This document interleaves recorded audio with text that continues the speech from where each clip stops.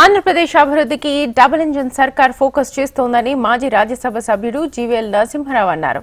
కేంద్రం steel plant కి ప్రత్యేక ప్యాకేజీ ఇవ్వడం శుభ పరిణామమని, స్టీల్ ప్లాంట్ పునరుద్దరణకు కేంద్రం కట్టుబడి ఉందని జీవీఎల్ అన్నారు.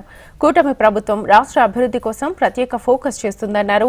అమరావతికి 15,000 కోట్ల రూపాయల ఆర్థిక ప్యాకేజీని ప్రకటించినట్లుగా గుర్తు చేశారు.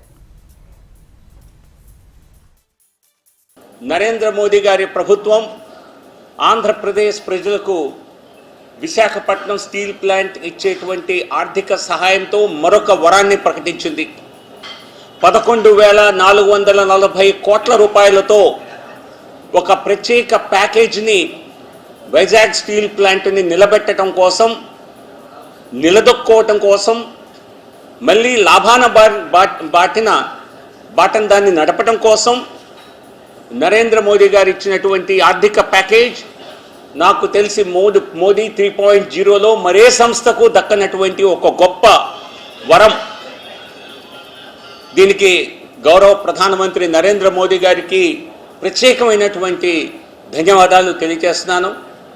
అలాగే రాష్ట్రంలో కూటమి ప్రభుత్వం ఏర్పడిన తర్వాత అన్ని అంశాల్లో రాష్ట్రం ముందుకు వెళ్తోంది.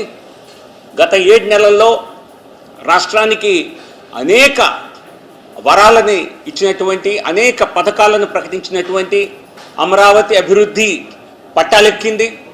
ఒక పక్క రైలు పట్టాలని, రైలు మార్గాన్ని శాంక్షన్ చేయటం, త్వరితగతిన శాంక్షన్ చేయటం, 15,000 కోట్ల రూపాయల ఆర్థిక సహాయాన్ని వెంటనే గత బడ్జెట్లోనే ప్రవేశపెట్టడం, అనౌన్స్ చేయటం, ఆ నిధులు సమకూర్చటం, మరి అమరావతి నిర్మాణం కల కాకుండా అది సాకారం చేసే విధంగా అనేక మార్గాలుగా నిధుల్ని ఏర్పాటు చేసే విధంగా చేయటం, కేంద్ర ప్రభుత్వం నరేంద్ర మోదీ గారి ప్రభుత్వం ఇచ్చే చేయూతకు ప్రధాని నరేంద్ర మోదీ గారికి ప్రత్యేక ధన్యవాదాలు తెలియజేస్తూ